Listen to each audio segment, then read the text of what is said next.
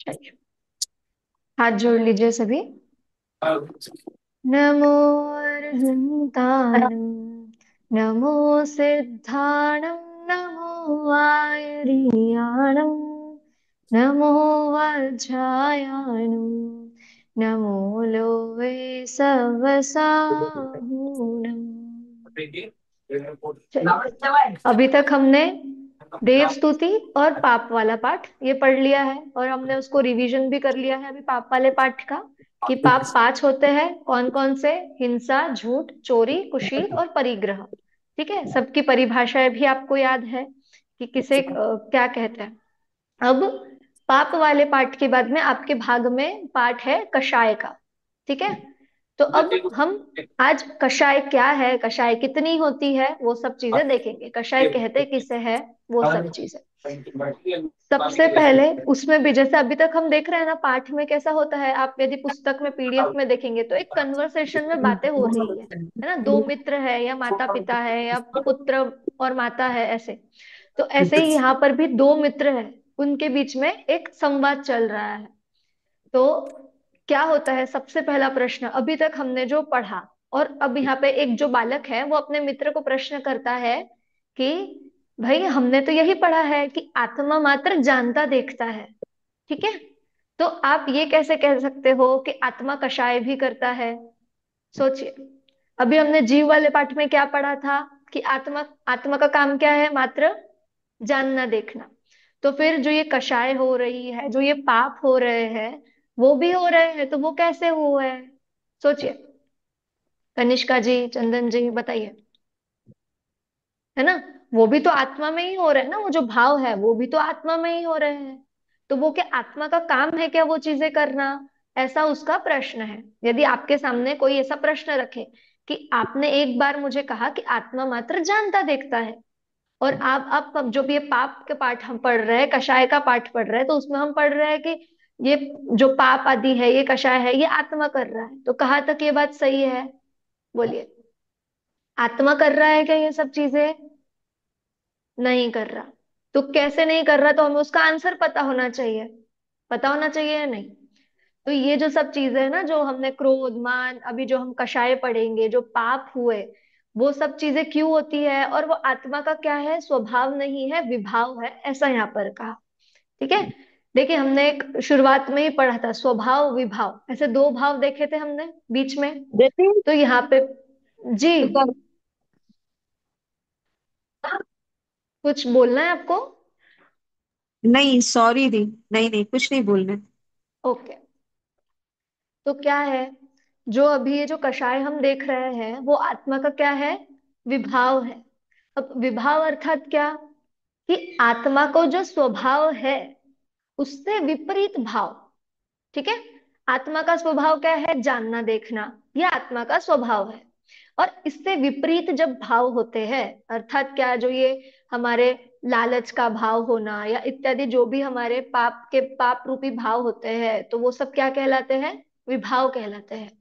अर्थात हम सीधी भाषा में देखें तो जो हमारा स्वभाव नहीं है, वो स्वभाव को छोड़कर बाकी सारी चीजें क्या है हमारे लिए? विभाव है।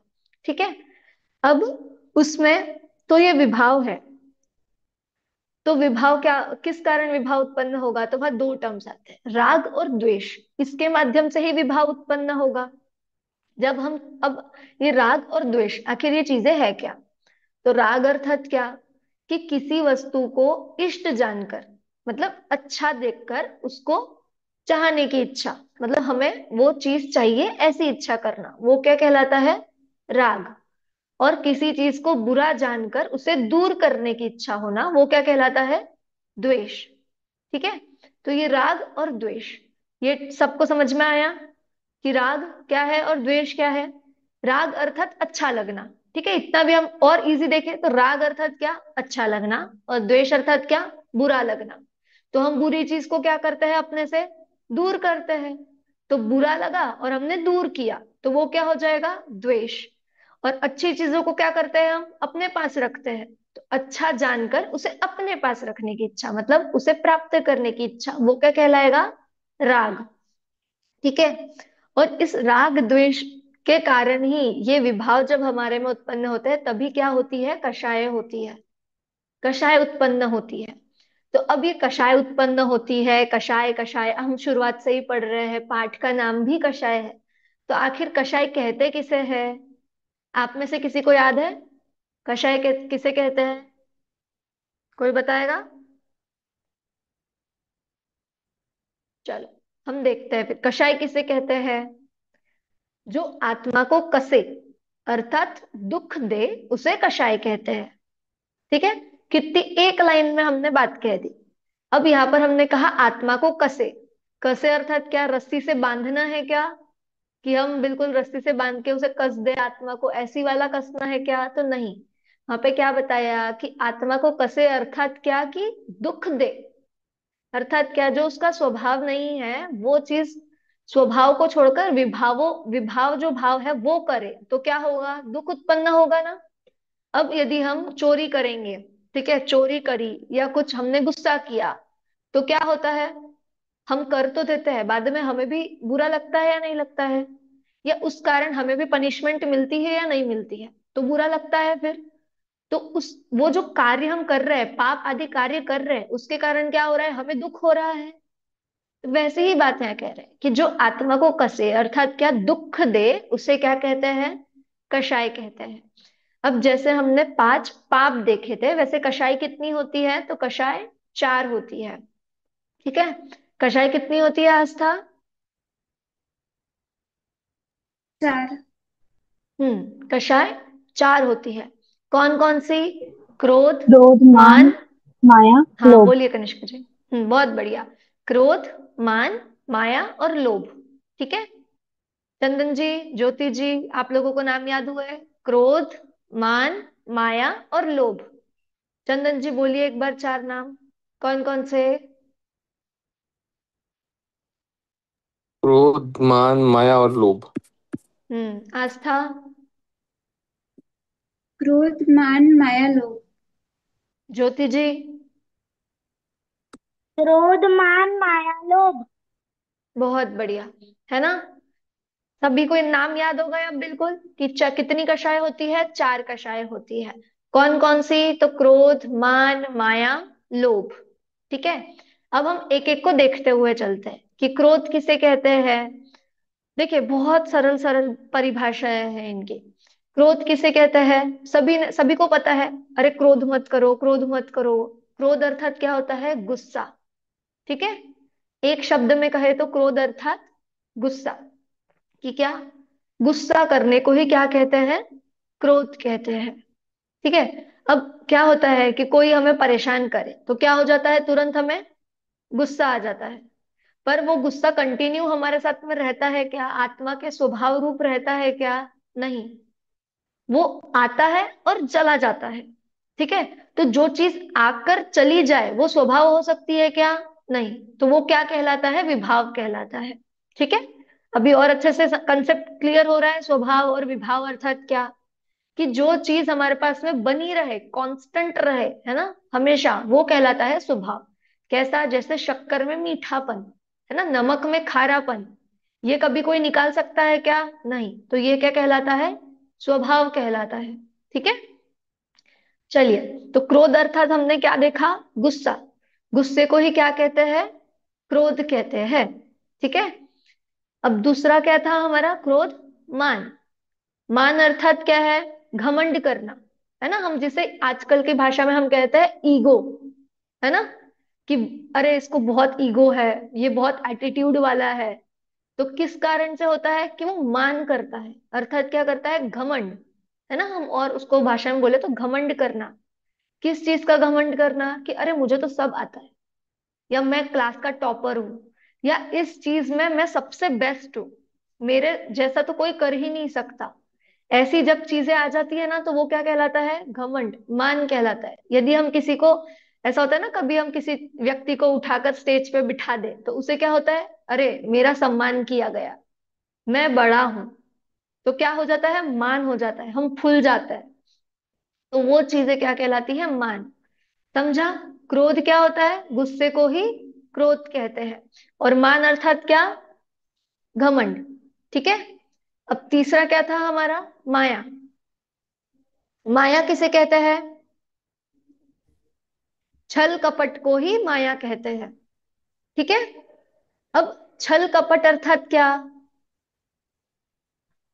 बोलिए। छल कपट अर्थात कैसा? सोचिए। किसी से कुछ करवा लेना, उन्हें प्रॉपर इंफॉर्मेशन नहीं देके अपना काम निकलवा लिया। हाँ, बोल सकता है ना, ऐसा कह सकते हैं कि क्या, कि बोलते हैं ना कि अपना काम निकलवा कर ले लेना बस।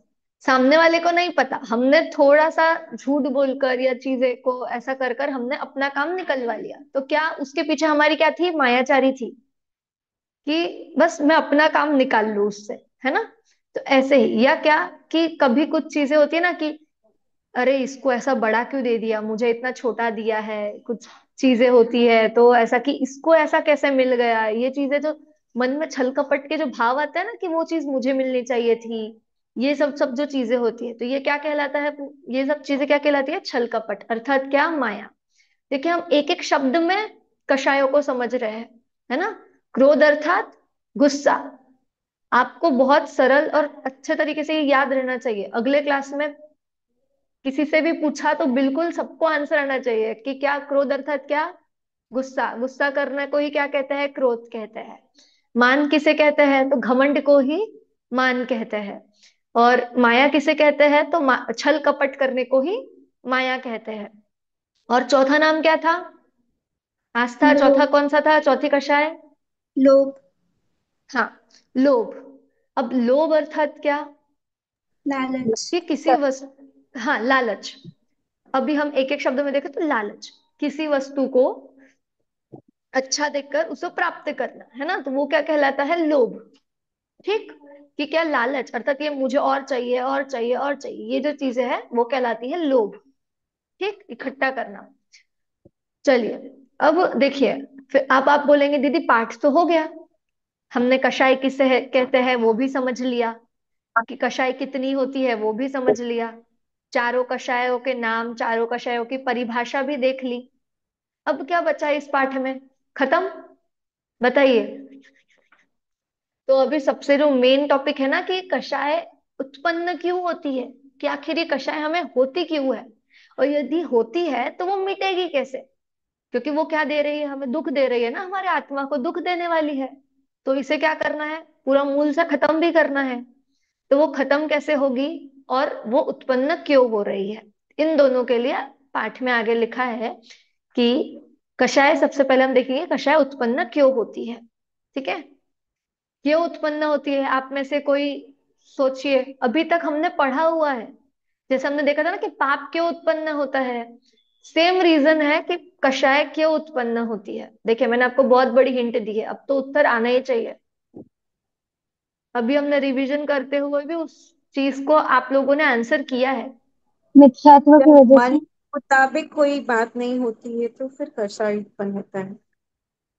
तो क्या, सुन नहीं पाई एक्चुअली मैं, आप एक जब बार फिर मन से के बोलेंगे? मुताबिक जब मन के मुताबिक कोई बात नहीं होती है तो कषाय उत्पन्न होता है, गुस्सा आता है। अच्छा, पर अब अगर मन के मुताबिक कुछ चीज नहीं हो रही है तब तो वहां पर सिर्फ गुस्से की बात आई, है हम्म। ना। वहां पे हाँ। हम मान, माया या लोभ को नहीं ले पाएंगे। पर हमें यहाँ पे अभी बात क्या करनी है कि चारों कषायों का मूल एक रीजन कुछ हो, है ना। हम्म। आपने हम्म। जो बात कही मि- वो ग्रोथ के लिए बिल्कुल सही है। मिथ्यात्व। हाँ, बहुत बढ़िया कनिष्का जी। क्या बात है? मिथ्यात्व। जैसे हमने पाप वाले पाठ में भी पढ़ा था ना कि मिथ्यात्व के कारण, लोभ के कारण ही ये जो पांचों पाप है वो उत्पन्न हो रहे हैं, वो हमारे हो रहे हैं।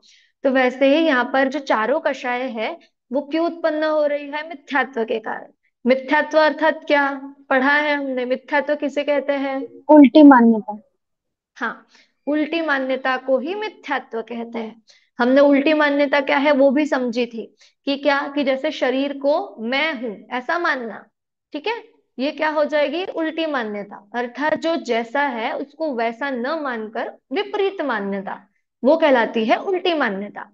तो यहाँ पर क्या कह रहे हैं कि मिथ्यात्व के कारण, ठीक है, अर्थात क्या, कि उल्टी मान्यता के कारण जब पर पदार्थ, ठीक है, यानी मुझे छोड़कर जो अन्य पदार्थ है जितने भी, वो पर पदार्थ एक तो इष्ट लगे अर्थात अच्छे लगे, या क्या लगे, बुरे लगे।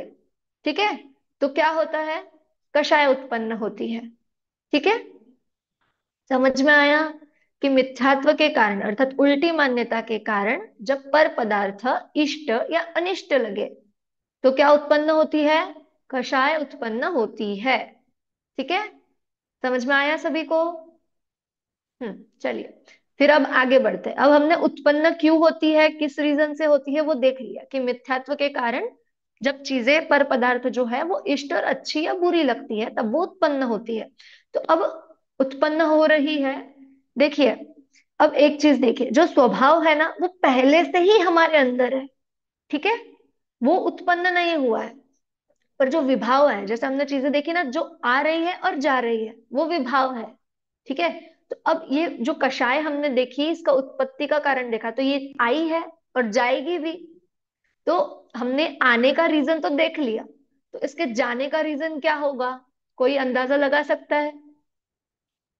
सोचिए, कषायों को हम मिटाए कैसे?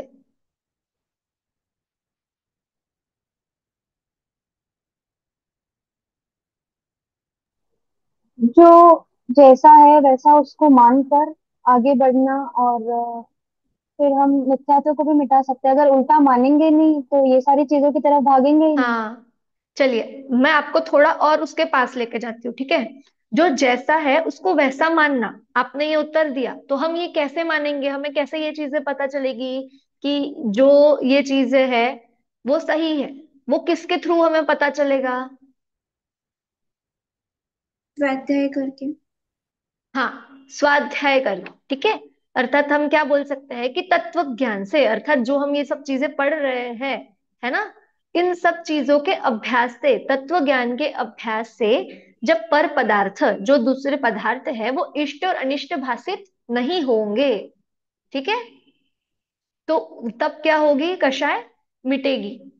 देखिए, बिल्कुल दोनों चीजें एक जैसी है, बस हमें क्या करना है, वहां मिथ्यात्व है और यहाँ तत्व ज्ञान है, और वहां अच्छे लग रहे हैं और यहाँ नहीं लग रहे हैं।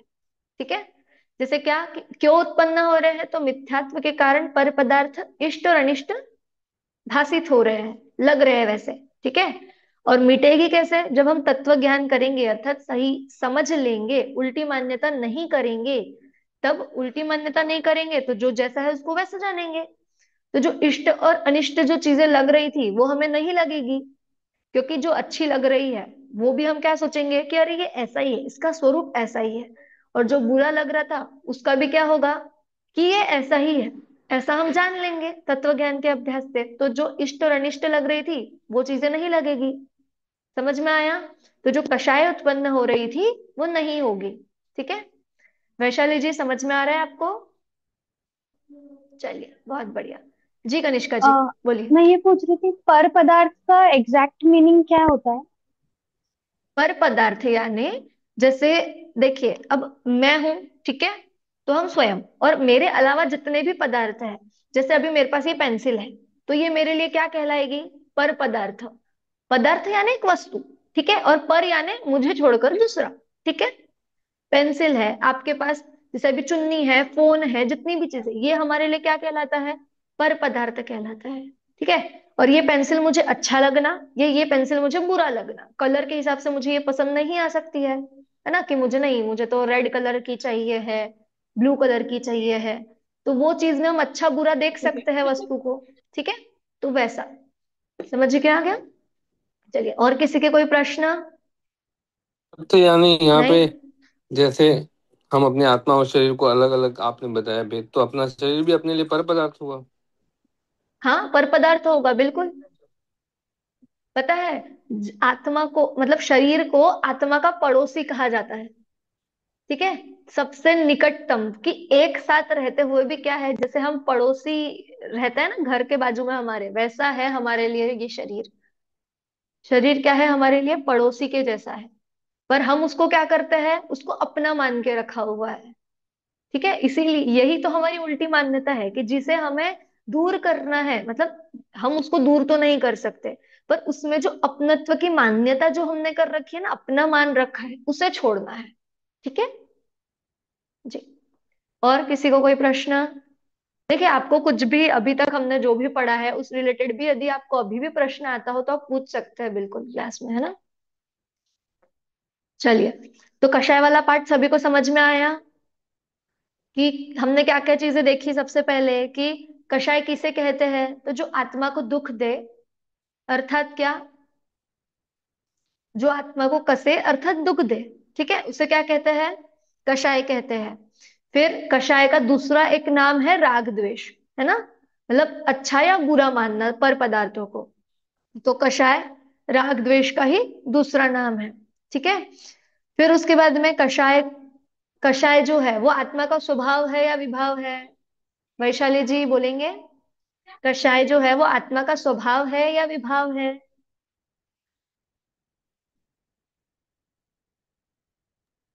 विभाव है। हाँ, बहुत बढ़िया।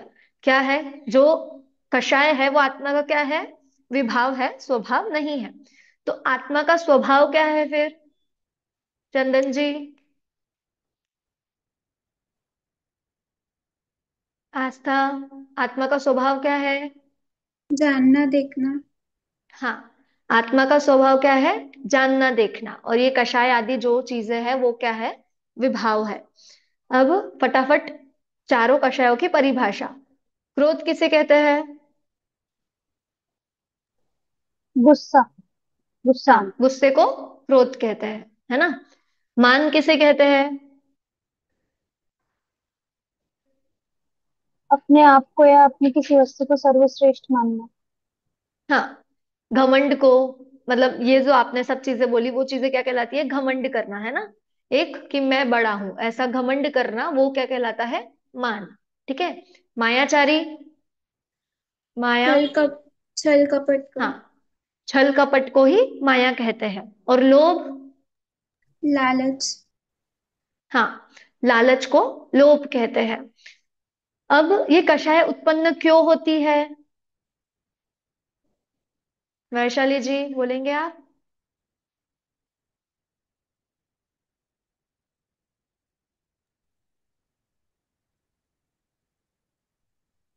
मिथ्यात्व की वजह से। हाँ, मिथ्यात्व के कारण क्या होता है? अ, जो पर वस्तु है उससे इष्ट अनिष्ट की भावना पैदा होती है। हाँ, बहुत बढ़िया।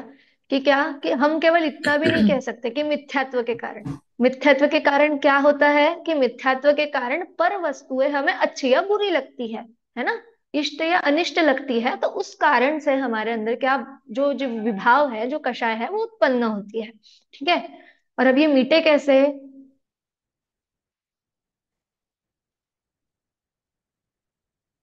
चंदन जी बोलेंगे आप। भेद विज्ञान से। हाँ, बहुत बढ़िया। कि क्या, भेद विज्ञान तत्व से जी। अर्थात तत्व, हाँ, तत्व ज्ञान से। जब हम पर पदार्थों को इष्ट और अनिष्ट नहीं देखेंगे, है ना, वो वैसे भाषित नहीं होंगे। क्यों? क्योंकि हमें जो जैसा है वैसा उसका ज्ञान हो जाएगा तत्व ज्ञान से। तो फिर क्या होगा कि इष्ट अनिष्ट भाषित नहीं होंगे, तो जो इष्ट अनिष्ट भाषित होने से जो कषाय उत्पन्न हो रही थी वो नहीं होगी। ठीक है। तो इस तरह से अभी हमने कषाय वाला पाठ देखा।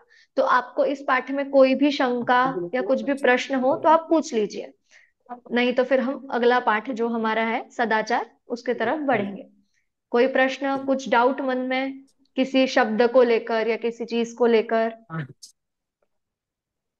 चंदन जी, आस्था, कनिष्का जी, ज्योति जी, नैना जी, किसी को कोई डाउट? चलिए,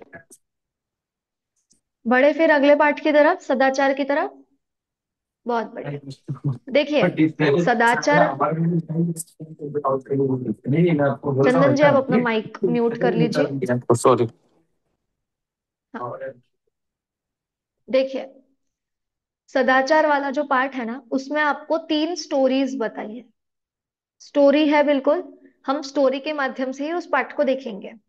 अब क्या है, 3 स्टोरी है, तो 3 स्टोरी किस चीज के लिए है, सदाचार। सबसे पहले शब्द है सदाचार, सद और आचार।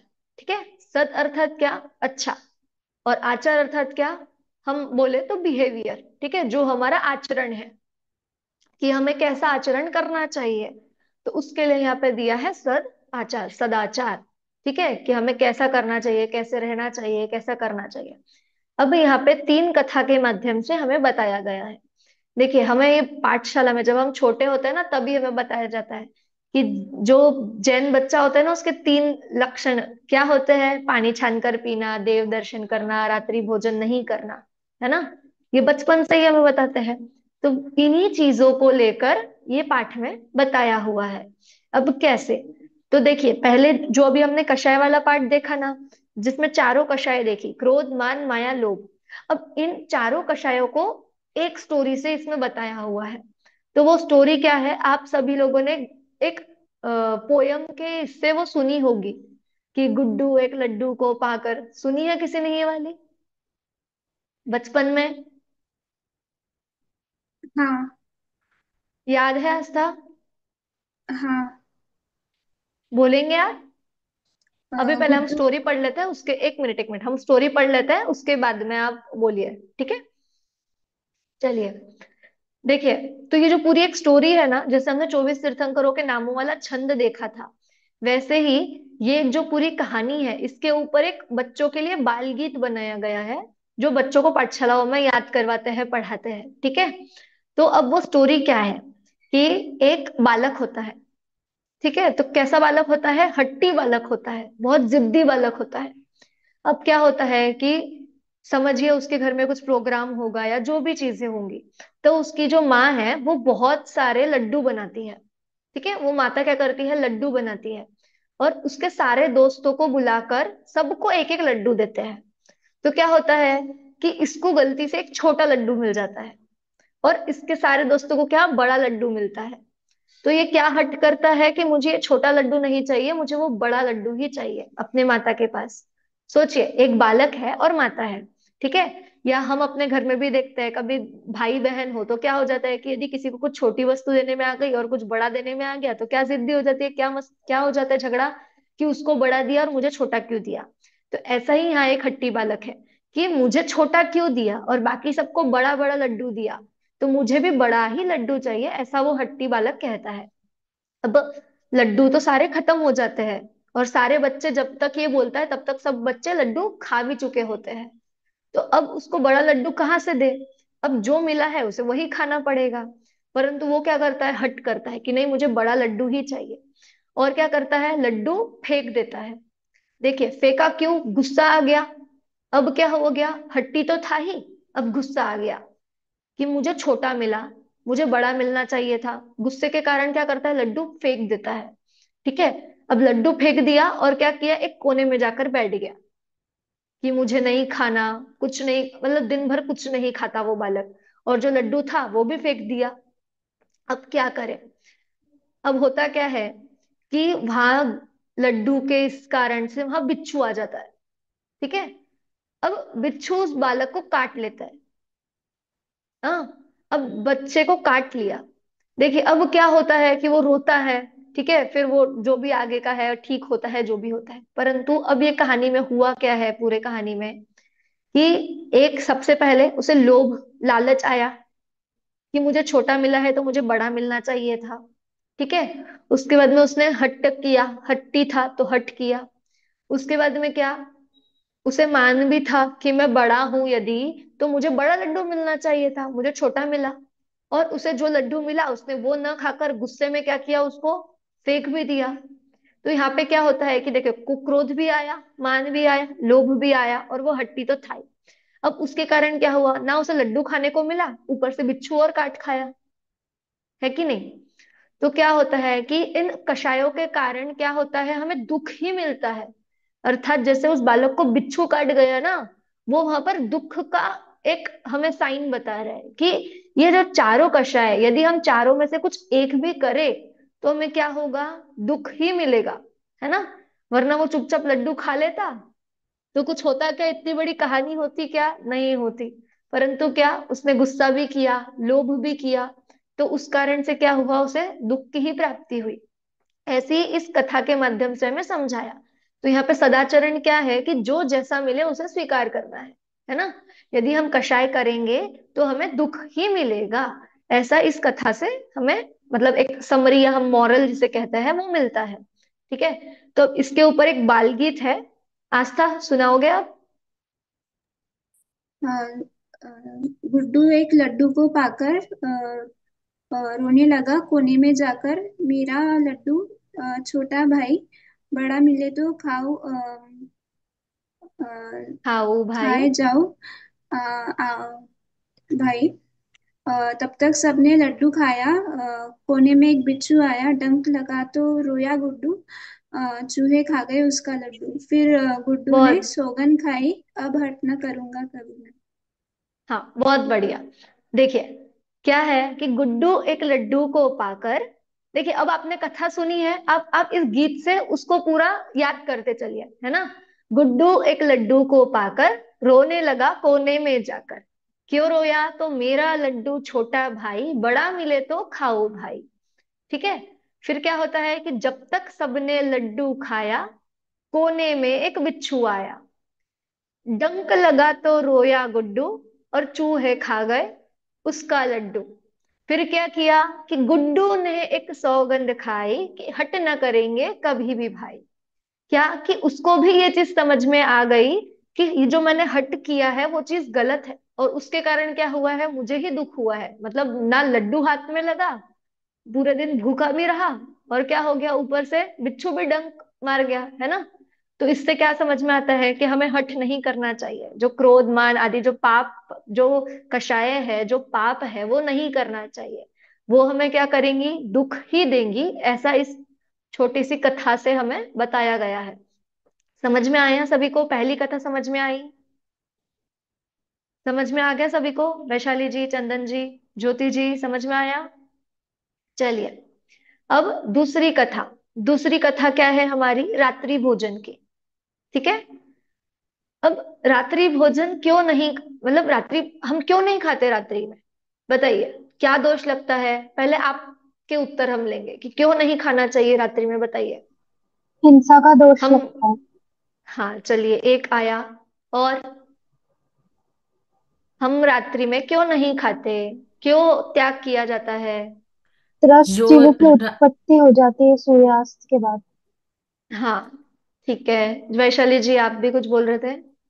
मैं यही बोलने वाली थी कि जीवों की उत्पत्ति सनसेट के बाद ज्यादा हो जाती है, और लाइट्स भी नहीं रह, मतलब लाइट में अपन खाना खाते हैं बिना सनलाइट के, तो जो सूक्ष्म जीव होते हैं वो अपन को दिखते नहीं है, तो वो भी खाने में आ जाते हैं। बहुत बढ़िया। और कुछ?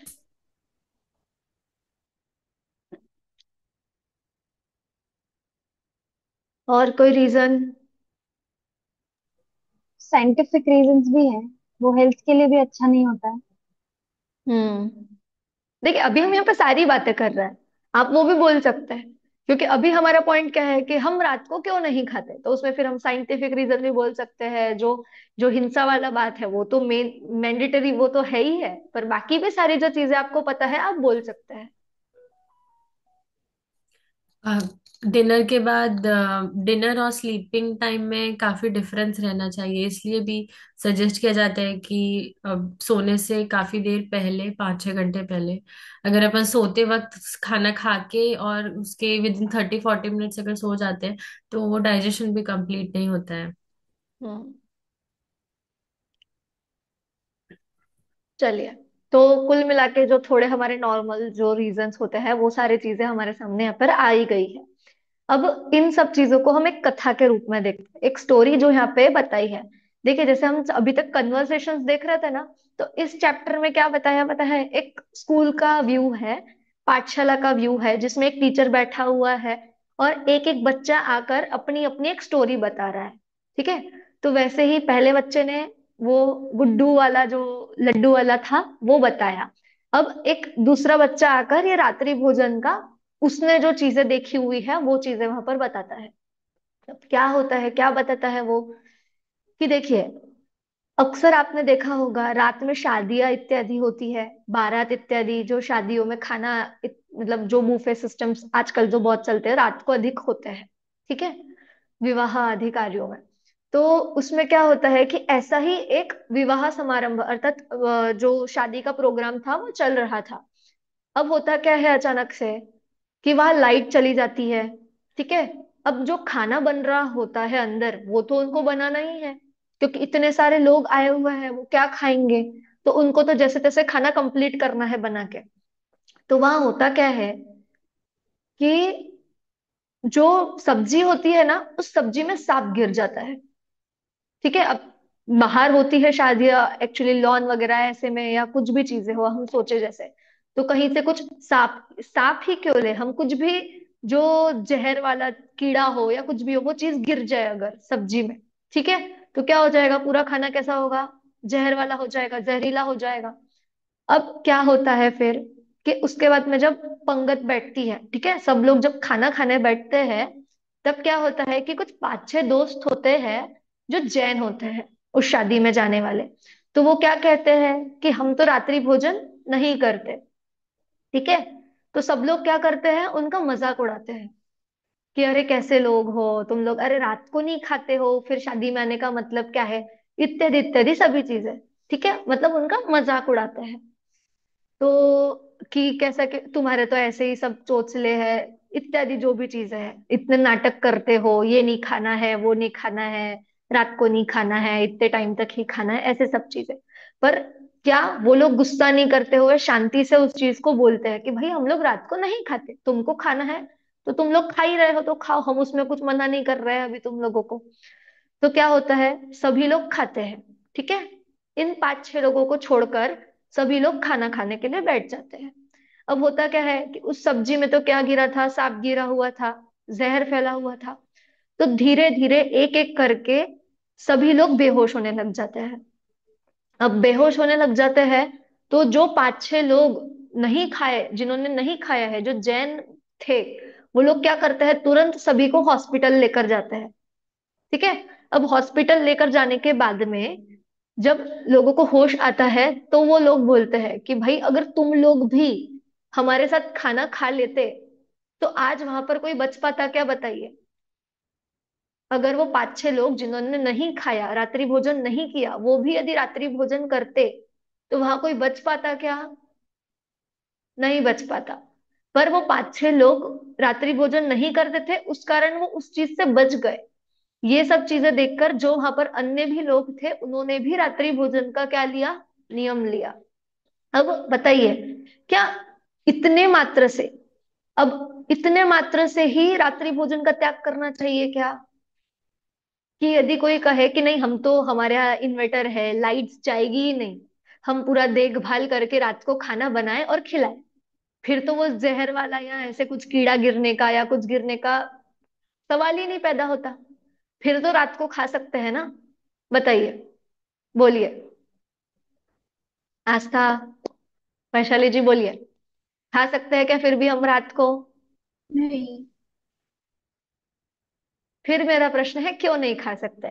अभी इतनी हमने कथा पढ़ी, ठीक है, स्टोरी देखी कि जिसमें ऐसा सब कुछ हुआ है कि वो लोगों ने रात्रि भोजन किया, उनको तकलीफ हुई, है ना।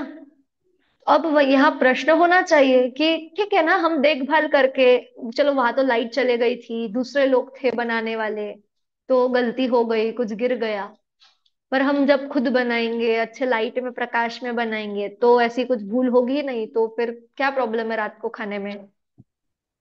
नहीं, तो इतने इसका सूक्ष्म जीव होते हैं जो अपनी आंखों से दिखाई नहीं देते हैं और वो खाने में गिर जाते हैं। बहुत सूक्ष्म जीव हम्म होते हैं। ये एक रीजन। हम्म, हाँ, देखिए, अब यहाँ पे ऐसे ही जब वो लड़की अपनी स्टोरी सुनाती है ना, तो एक सामने से बालक उठकर उसे ये प्रश्न करता है ऐसा। तो वो बालिका जो है, जो जो वो लड़की है, वो क्या उत्तर देती है इन इस चीज के लिए। तो वहां पर क्या आंसर करते हैं कि क्यों रात को खाना चाहिए, जैसे अभी भी हम सब बोल रहे हैं ना कि छोटे त्रस्त जीवों की उत्पत्ति हो जाती है। देखिए, यदि हम शाम के टाइम खाना खा रहे हैं, तो अक्सर हमें लाइट की जरूरत ही नहीं पड़ती, क्यों, क्योंकि तब सूर्य प्रकाश होता है ऑलरेडी। ठीक है, तो हमें उतना प्रकाश की जरूरत नहीं पड़ती। पर यदि आप देखिए, अभी हम यहाँ लाइट में अभी क्लास के लिए भी बैठे हैं, तो लाइट के पास में क्या हो जाता है, कीड़े उत्पन्न होने लग जाते हैं, है ना। चाहते नहीं चाहते भी वो कीड़े उत्पन्न होते। और ऐसे ही हम खाना खाने भी बैठेंगे तो वो कीड़े कहीं ना कभी ना कुछ तो गिरेंगे ही ना उसमें। और रात को खाएंगे तो लाइट तो हमें जलानी ही पड़ेगी। ठीक है। तो एक रीजन तो हमारे यही हो गया कि त्रस्त जीवों की उत्पत्ति होती है, इस कारण से हमें रात्रि भोजन नहीं करना। दूसरा रीजन ये है कि गृद्धता बढ़ती है। अर्थात जैसे जो राजसिक तामसिक जो चीजें होती है ना, जो तेल वाली होती है, जैसे जो आलू प्याज हम लोग क्यों नहीं खाते हैं, ये सब चीजें जो होती है, तो वैसे ही रात्रि भोजन में भी एक हम रीजन ले सकते हैं कि भाई हमारा डाइजेशन पूरा नहीं हो पाता, उतना टाइम लगता है चीजों को पचने में, वो सब चीजें हम ले सकते हैं। बाकी ये कि गृद्धता बढ़ जाती है। ठीक है। उसके बाद में और चीजें क्या है कि जब हम कुछ पढ़ने जाते हैं या कुछ करने जाते हैं तो कुछ हमसे होता नहीं है, फिर आलस, रात को खाने से अधिक आलस भी पैदा होता है। ठीक है। आप यदि ज्यादा लेट खाएंगे या करेंगे तो आपको बहुत ज्यादा आलस पैदा हो जाएगा। ठीक है। इस कारण भी हम रात्रि भोजन नहीं करते।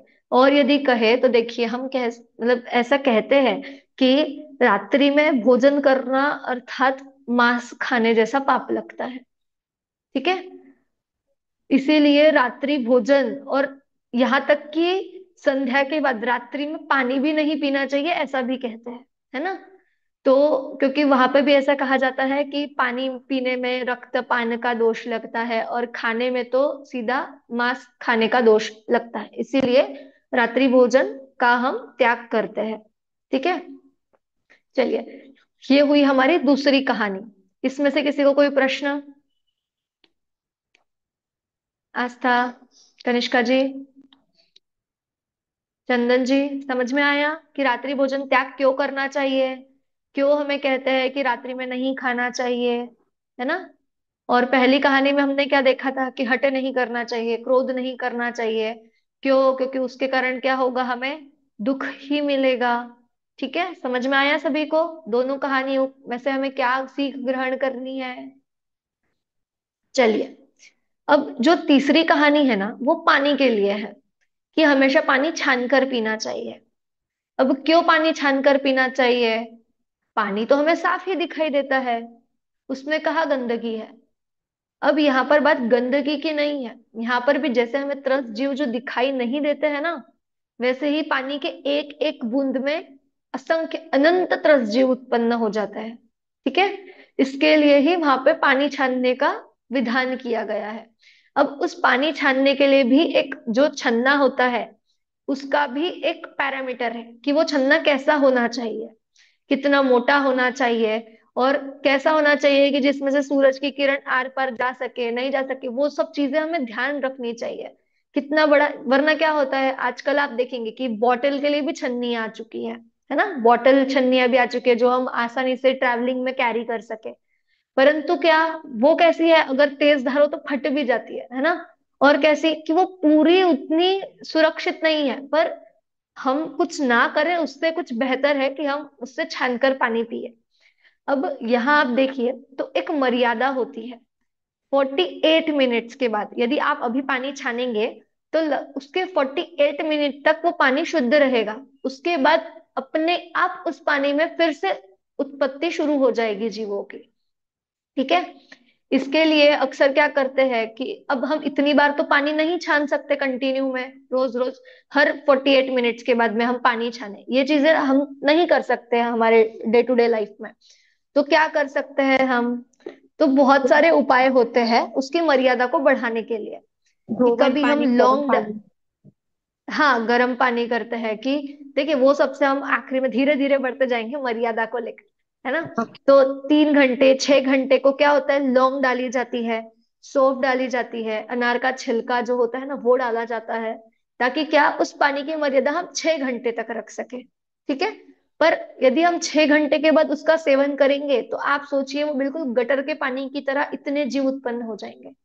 आप गटर का पानी पी सकते हैं क्या? नहीं पी सकते। तो उसी रूप में वो स्वच्छ पानी भी उतने ही जीवों को लिए होगा। ठीक है। तो ऐसा है कि उस तक तो पानी हमें रखना ही नहीं है, और यदि है तो उसे फटाफट आप बहा दे, है ना।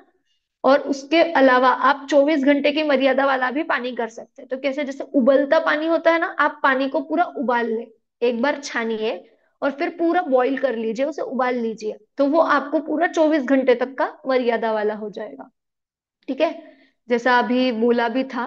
तो वही कि पानी उबालना भी एक क्रिया होती है जो हमें 24 घंटे तक पूरा, यदि हमने अच्छे से उसको उबाल लिया तो वो पूरा 24 घंटे तक मर्यादा हमारी बनी रहती है। तो इसलिए हमेशा पानी छान कर पीना चाहिए। उसमें यही है कि हमें वो दिखता बिल्कुल साफ स्वच्छ पानी है, पर आप सोचिए, आप यदि होटल वगैरह में गए और वहां पे वो ऐसे कैन में पानी, ड्रम में पानी रखा होता है और मग्गा होता है एक, लेकर आप पी लेंगे क्या वहां पे पानी? नहीं। बाहर भी हम क्या करते हैं, बिस्लरीज वगैरह जो बॉटल्स वगैरह होती है पैकेजिंग वाली, वो लेते हैं। ठीक है, अब प्रश्न करें वो भी कितने कितने हद तक सही है बताइए।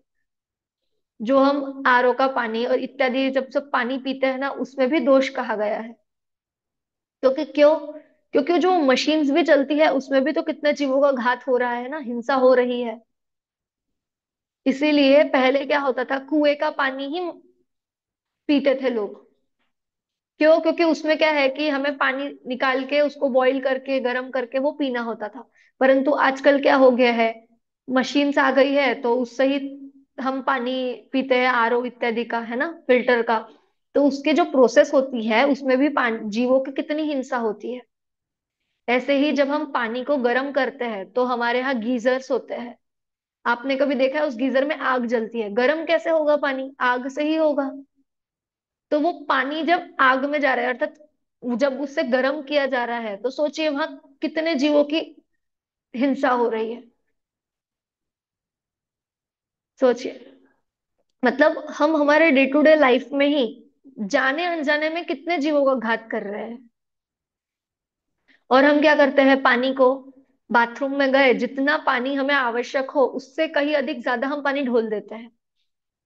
कभी कपड़े धो रहे हैं तो क्या करते हैं, एक बाल्टी की आवश्यकता है, परंतु पानी बहाए जा रहे हैं, बहाए जा रहे हैं, 2-3 बाल्टियां पानी ऐसे ही बहा चला जाता है, बहता चला जाता है। कभी नल ऐसे ही खुला छोड़ देते हैं। छोड़ते या नहीं छोड़ते, ये गलतियां हमसे अक्सर जाने अनजाने में हो जाती है। या कहीं आप बाहर देखिए, कुछ स्टेशन हो या कुछ, कभी भी वो नल बहता ही रहता है। तो हम क्या करते, हम बंद, वहां जाके हम बंद भी नहीं करते, सोचते ठीक है मेरा थोड़ी काम है। होता है या नहीं होता है? बोलिए। हमें इन सब चीजों का ध्यान रखना है। तो ऐसी ये तीसरी कथा थी कि जिसमें पानी को लेकर बात की थी। तो हमारे जो तीन थे, देखिए हमने देव दीदी, दर्शन की विधि तो पढ़ ही ली थी। हाँ। जो आपने बोला कि पानी अपन को बॉईल करके रखना चाहिए, तो वो बॉईल कैसा होना चाहिए? मतलब गुनगुना करके रखना चाहिए कि जो नहीं तेज नहीं, उबाल आ जाता है पानी में? पूरा उसको आप 2 या 3 बार पूरा उबाल आने दें, पूरा उबला हुआ पानी, और फिर उसको ठंडा करिए और हम्म। फिर वो पूरा यूज में लीजिए आप, ऐसा। मतलब फिर वो पूरा 24 आवर्स की मर्यादा लिए हुए होता है ना। जी, गुनगुने पानी से नहीं होगा। गुनगुना पानी तो क्या है कि हम तुरंत करें और तुरंत पी जाए, उतना ही हाँ होता है। हाँ। तो अच्छा। इसके लिए उसे पूरा अच्छा बॉईल, मतलब होने दीजिए, है ना। दीदी, बिलछनी का भी प्रोसेस एक बार बताइए ना। हाँ देखिए, बहुत अच्छी बात की है ना। वो बिल्कुल दिमाग से ही निकल गया था कि क्या होता है कि हम क्या करते हैं कि छान तो लिया, उसके बाद में क्या करता है, छन्ना जो होता है वो गीला हुआ होता है। तो क्या करते हैं, झटकते हैं और सीधा सूखने के लिए रख देते हैं। परंतु उसमें भी एक प्रोसेस है कि क्या, कि उसे जहां धूप आती हो ना वहां रखिए आप, मतलब थोड़ा ऐसा, ताकि वो अच्छे से सूखे भी, है ना। अब उसके बाद में और क्या चीजें होती है कि उसमें हम क्या करते हैं, जब पानी गीला हुआ होता है ना, तो ऐसा नहीं कि अभी हमने जो एक पानी छाना है एक कंटेनर में और एक बिन छना पानी है, ठीक है।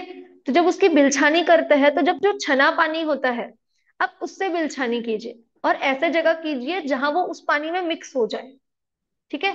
वरना उसके जीव भी जो बहकर जाएंगे, उसका भी दोष आप ही को लगेगा। तो जब हम बिलछानी करते हैं तब आप छने पानी से उस पर अच्छे से पूरा कपड़ा धोइए। ऐसा नहीं कि जितने पार्ट में गीला है उतने ही पार्ट में, आप पूरे इस पे कपड़े पे पानी डालिए और उसको पूरा बिलछानी कीजिए, है ना। और बिलछानी भी यदि हम करते हैं तो आप, यदि आपको लगे तो आपके यहाँ सिन बेसिन वगैरह हो तो आप उसमें कीजिए, या फिर जहां पानी का स्टोरेज आपने किया हुआ हो उसमें कीजिए, ताकि वो जो पानी है वो पानी में ही चला जाए। मतलब वो जीवों को कहीं दूसरी जगह ना हो, उनका जो पानी का चीज है वो उसी में हो। अगर बेटर तो यही है कि आप पानी वाले स्थान पे ही वो चीजें करें, ताकि ज्यादा ये ना हो, हिंसा ना हो। ठीक है। और किसी को कोई प्रश्न? आस्था, ज्योति जी, चंदन जी, कोई प्रश्न? सभी को समझ में आया? तीनों स्टोरी अच्छे से समझ में आ गई? कोई डाउट किसी को तीनों स्टोरीज में? किसी को नहीं? गुड्डू वाले लड्डू की भी स्टोरी अच्छे से समझ में आ गई सबको? चलिए, तो आप में से कौन बताएगा कि पहले स्टोरी से हमें सीख क्या मिली है?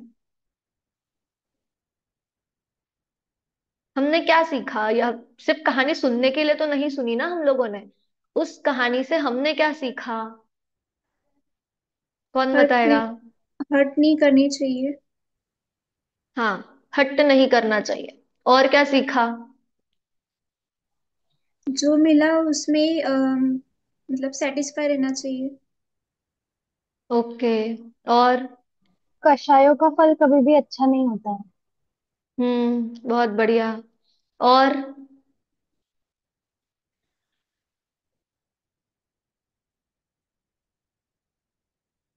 चलिए, क्या क्या चीजें आई हमारे सामने कि कषाय नहीं करना चाहिए, है ना? कषायों का फल अच्छा नहीं होता, उससे हमें क्या होगा? दुख ही मिलेगा। और क्या चीजें आई कि हट नहीं करना चाहिए, जो चीज मिल रही है उसमें सेटिस्फाई रहना चाहिए, है ना? उसको अपनाना चाहिए। अब इतनी सारी बातें हमने की, पर हम क्या अपनी लाइफ में, अपने इसमें, रोज के इसमें हम ये चीजें करते हैं क्या? सोचिए, खुद अपना अपना विचार कीजिए कि क्या हम सेटिस्फाई हो पाते हैं क्या उन चीजों से? हम भी तो कभी ना कभी किसी चीज के लिए जिद कर ही लेते हैं या नहीं करते हैं, बताइए? या अभी नहीं करते हैं बड़े होकर, तो बचपन में की होगी या नहीं की होगी, सोचिए। या आप अपने सामने किसी को ये चीज करते देखते हो, ये भी चीजें होती होगी, है ना? कभी किसी बच्चा हो तो चॉकलेट के लिए ही जिद कर लेगा, ना कोई बड़ी चीज, पर एक चॉकलेट के लिए ही जिद हो जाती है। और यदि ना दिलाओ तो वही चालू हो जाता है, रोना धोना, ये सब चीजें, है ना? तो ये सब क्या चीजें है कि हट नहीं करना चाहिए, ये सबसे पहली सीख है। उसके बाद में क्या, वो क्रोध मान इत्यादि जो कषाय आदि है, ये सब भी नहीं करना चाहिए। अब देखिए, थोड़ा हम इसको और थोड़ा अच्छे से विचार करें, तो जो हमारा अब अगला पाठ आएगा इसके आगे, वो हमारा पाठ है गतियों का। ठीक है? यदि ये सब सारे आत्मा के विभाव है, ये स्वभाव नहीं है ऐसे आत्मा का, तो ये विभाव आता ही क्यों है ऐसे आत्मा में ऐसा? बहुत बढ़िया। देखिए, क्या प्रश्न आया है कि विभाव आता ही क्यों है? अब ये विभाव आता नहीं है, इसे हम ही तो बुलाते हैं। यदि आपको किसी ने मारा, शांत रहिए, सोचिए, क्रोध करना ही नहीं है। अगर हम क्रोध नहीं करेंगे तो क्यों आएगा ये विभाव? कषाय चल के क्यों आएगी? हम यदि वहां शांत रह गए तो आएगा ही नहीं ना, क्रोध ही नहीं आएगा। एक अभी कुछ, आप अगले क्लास तक ये कोशिश कीजिए सभी लोग। हम सभी कोशिश करते हैं कि यदि कुछ बुरा हो हमारे साथ तो हम गुस्सा नहीं करेंगे। बताइए, लेते हैं सब चैलेंज 7 दिन का कि हम गुस्सा नहीं करेंगे?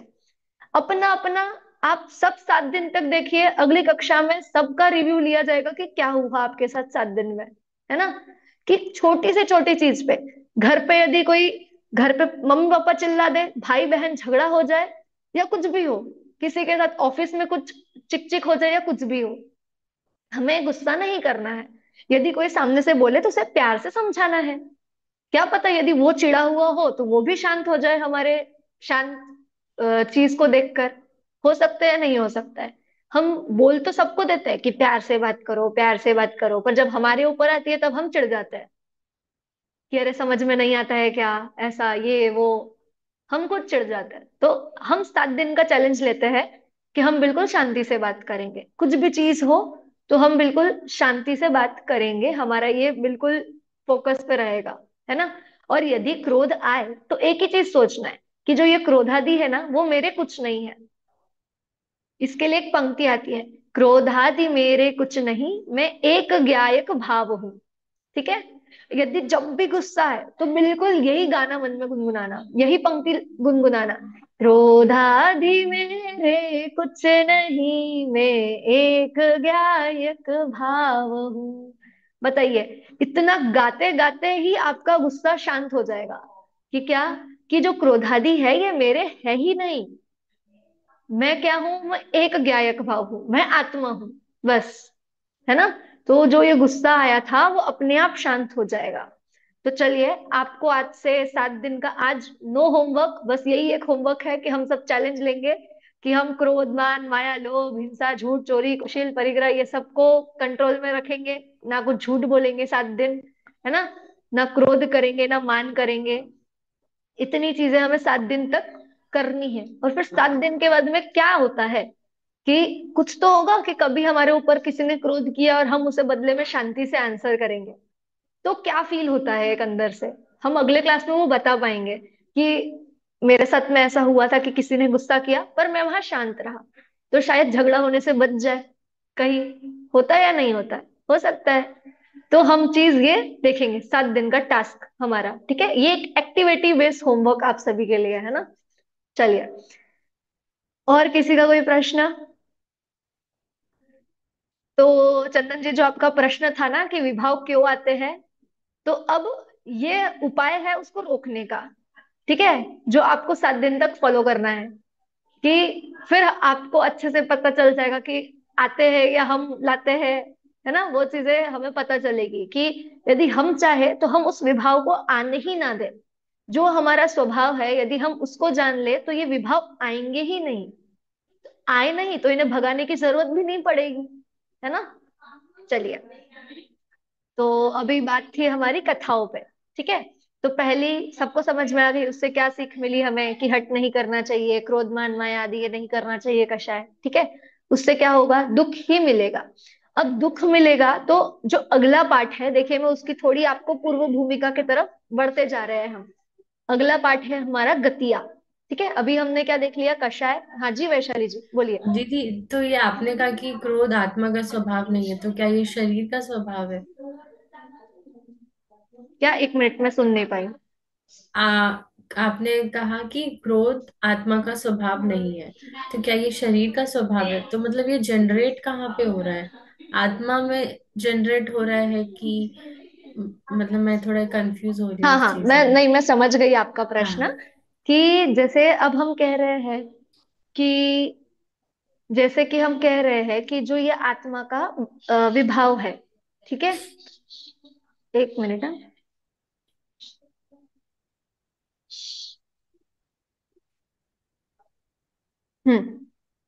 ये आत्मा का विभाव है। तो ये आत्मा का यदि विभाव है तो क्या हो रहा है कि वो आएगा और चला जाएगा, ठीक है। अब वो आ रहा है और जा रहा है, तो आपका प्रश्न ये है कि वो उत्पन्न कहाँ पे हो रहा है, ठीक है। जैसे हम कह रहे हैं कि जो ये क्रोध, मान, माया है ये आत्मा के विभाव है।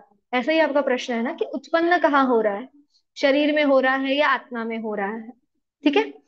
तो देखिए, सबसे पहले चीज तो ये है कि शरीर में कुछ उत्पन्न होना या नहीं होना ये चीज ही नहीं है, क्योंकि शरीर क्या है, अजीब है ना।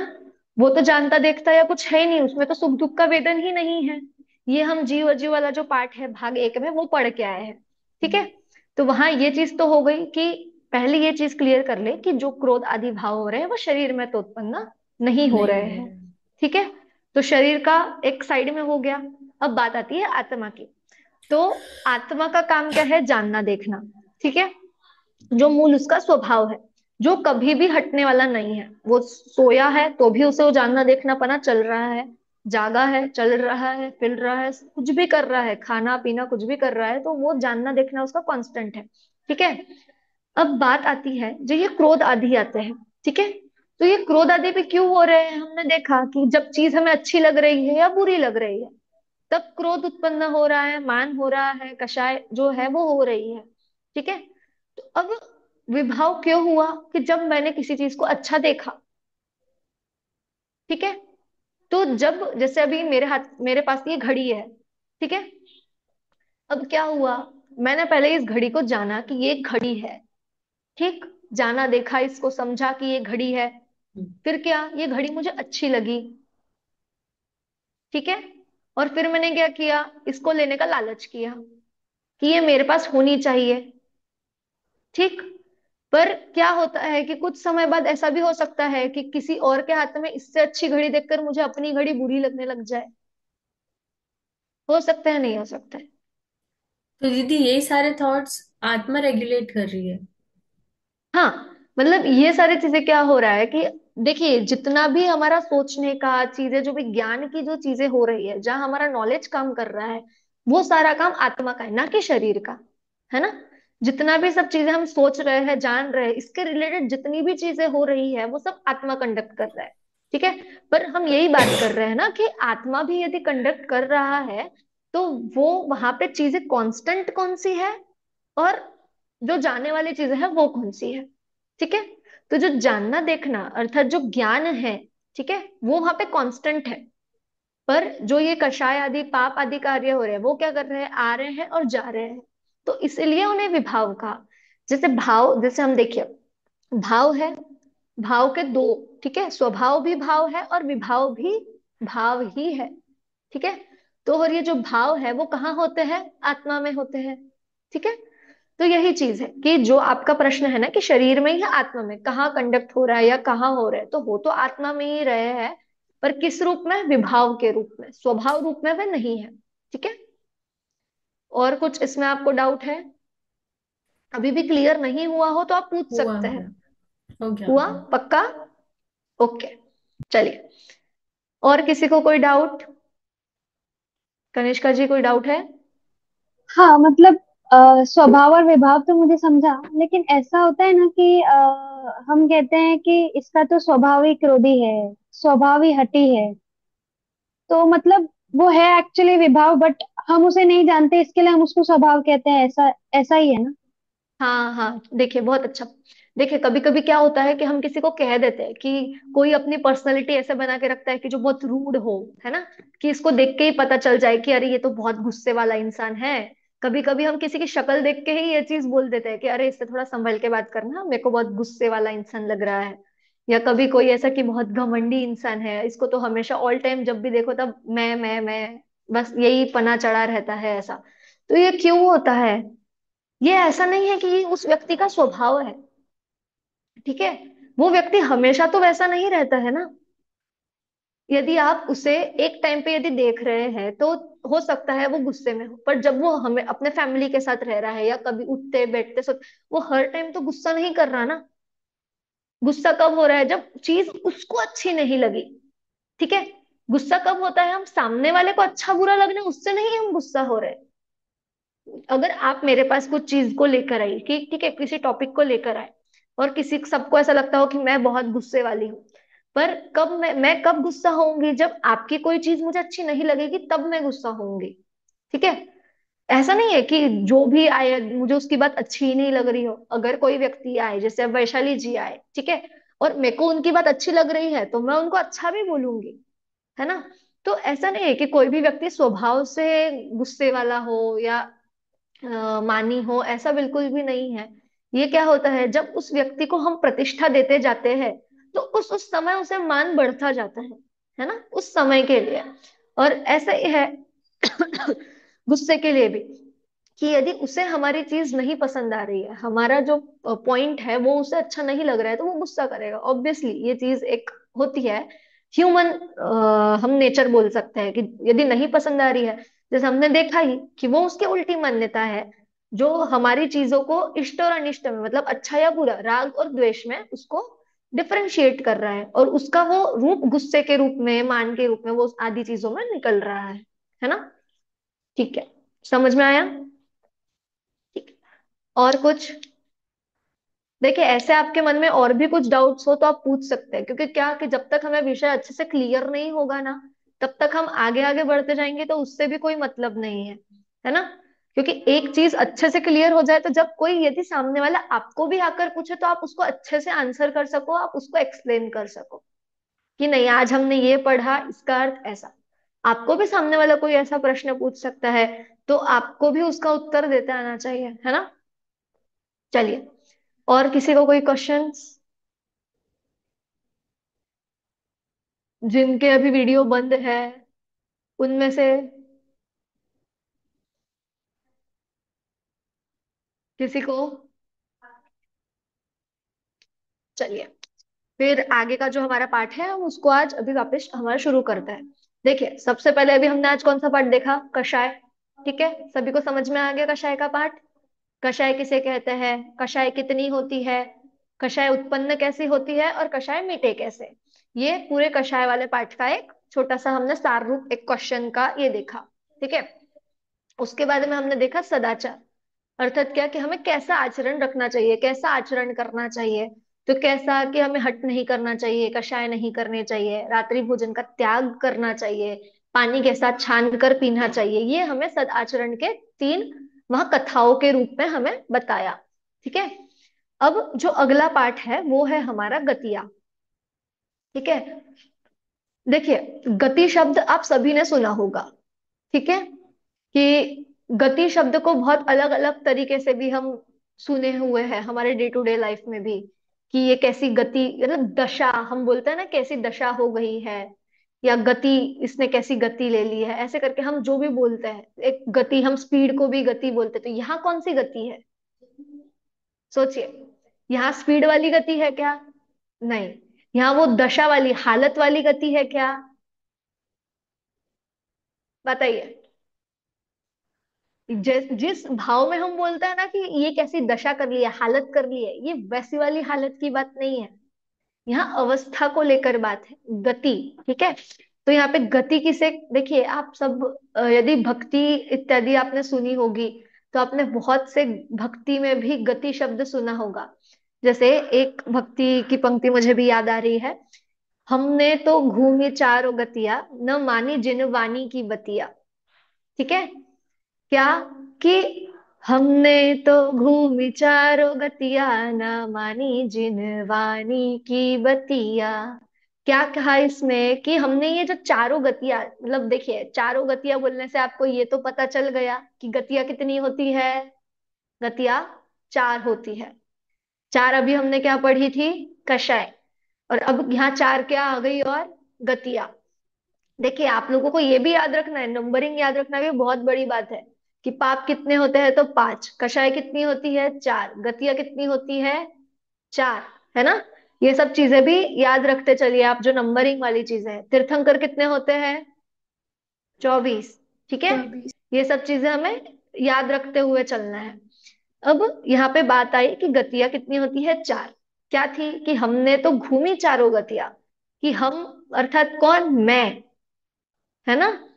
वरना हम क्या करते हैं कि मुझे छोड़कर बाकी सब, अपने आप को तो गिनते ही नहीं है। पर यहाँ पे बात किसकी आ रही है? हम, अर्थात मैं भी और सब, है ना। तो हमने क्या किया है? चारों गतियां घूमी है। जो भी आगे हम पढ़ने वाले हैं कि कौन सी चार गतियां है, कि चारों गतियां घूमी, और क्यों घूमी तो उसका रीजन बता दिया, कि न मानी जिनवानी की बतिया, कि जो जिनवानी ने हमें बात बताई है, जो जिनवानी हम कहते हैं ना, जिनवानी को माँ बोला है, कि जो माँ है वो अपने बच्चे को कैसे सीख देगी? अच्छी ही सीख देगी। ठीक है, अच्छी ही बातें बताएगी। तो वैसे ही जो जिनवानी माँ हमें बता रही है, हमारे हित की बात बोल रही है, वो हमने नहीं सुनी। इसलिए हमने क्या किया? चारों गतियों में हम घूमे हैं। अब यही हमें इस पाठ में देखना है, कि आखिर चार गतियां कौन सी है, वो उनके नाम क्या है, फिर उनकी परिभाषाएं क्या है, फिर हम उस गति में क्यों जाते हैं, हर एक का रीजन भी होगा। तो वो सब चीजें हमें यहाँ देखनी है। फिर चारों गतियों में से कौन सी गति श्रेष्ठ है, वो सब चीजें हम इस पाठ में देखने वाले हैं। चलिए, तो सबसे पहले गतियों, गति किसे कहते हैं? ठीक है, तो गति किसे कहते हैं? तो जीव की अवस्था विशेष को। ठीक है, यहाँ पे क्या है, कि जीव की, और जीव की अर्थात यहाँ सब अपनी अपनी लेना। ठीक है, कि जीव की अर्थात जीव कौन है? मैं जीव हूं। ठीक है, और बाकी सब भी जीव है, पर अभी हम क्या करें, अपने आप को लेकर चले, कि जीव की अवस्था विशेष को, अवस्था यानी जो उसका अभी दशा है, जो हालत है। ठीक है, उस अवस्था विशेष को क्या कहते हैं? गति कहते हैं। ठीक, अब गतियां कौन कौन सी है? सबसे पहले मनुष्य गति, त्रियंच गति, नरक गति और देव गति। ठीक है, याद हुए नाम? कौन कौन से? मनुष्य गति, देव त्रियंच गति। गति, नरक गति और देव गति। ठीक है, ये ज्योति जी के यहाँ पे एक छोटा बालक बैठा है हमारे साथ में, है ना। आप बोलोगे बेटा नाम, चारों गतियों के नाम बोलोगे? माइक अनम्यूट तुरंत करो। अनम्यूट कर।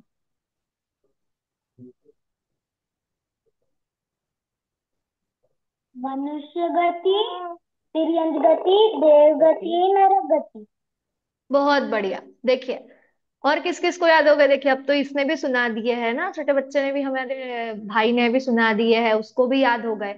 और याद हुए सबको? कौन कौन से? मनुष्य गति, त्रियंच गति, नरक गति और देव गति। आस्था, कौन कौन सी गतियां है चार? मनुष्य गति, देव गति, मनुष्य त्रियत गति, नरक गति। हाँ, चंदन जी बोलिए। मनुष्य गति, तिर्यंच गति, नरक गति और देव गति। हाँ, वैशाली जी। मनुष्य गति, त्रियंच गति, देव गति, नरक गति। हाँ, बहुत बढ़िया। तो सभी को चार नाम याद हो गए पूरे अच्छे से? नैना जी, आप सुनाएंगे चार नाम? मनुष्य गति, त्रियंच गति, देव अपना नरक गति और देव गति। हाँ, अनीथा जी, आप सुनाएंगे?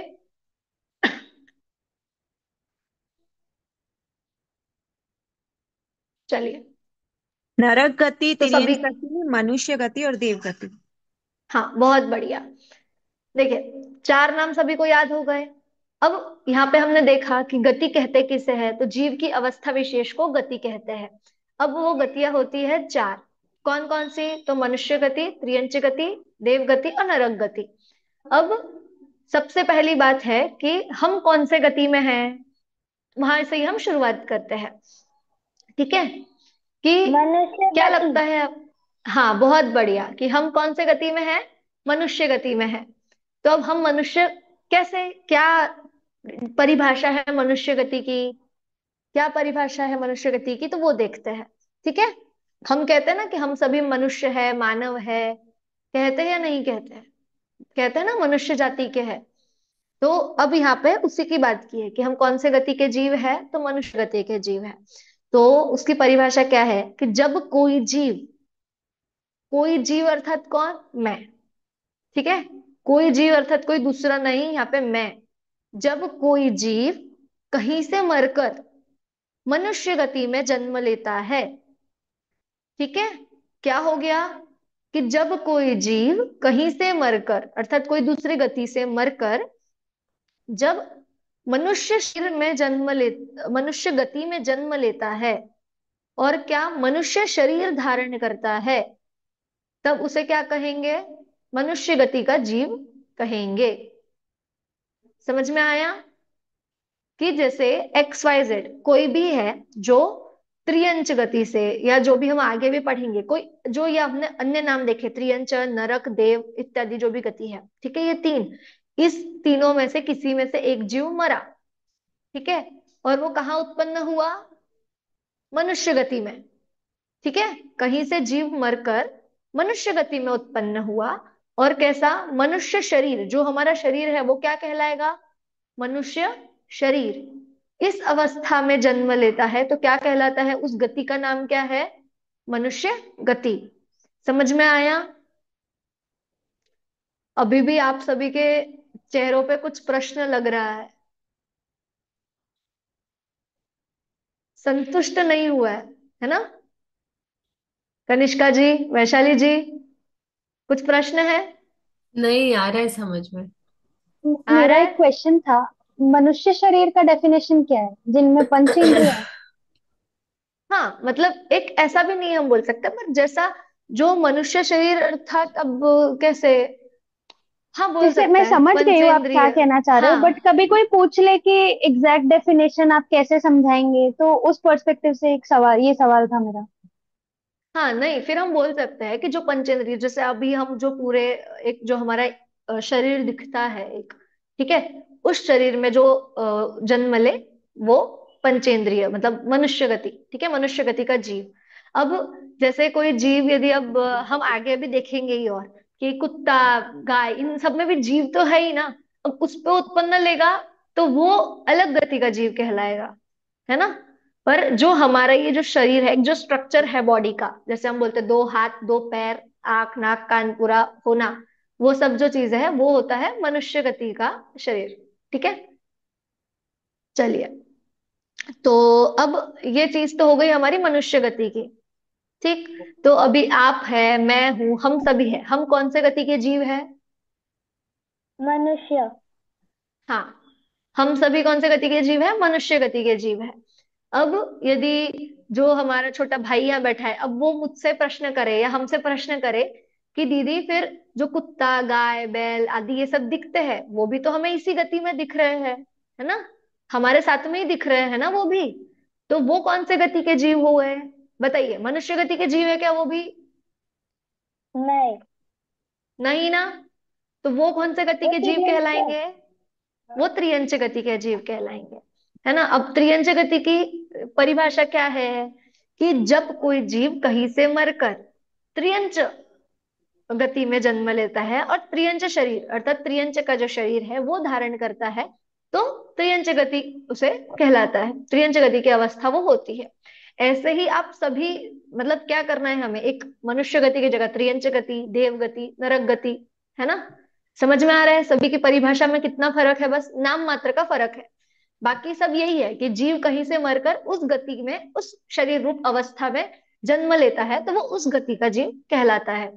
अब कैसा, तो हमें दो गतियां तो हमारे आंखों से दिख जाती है, एक तो मनुष्य गति और एक दूसरी कौन सी दिखती है हमें?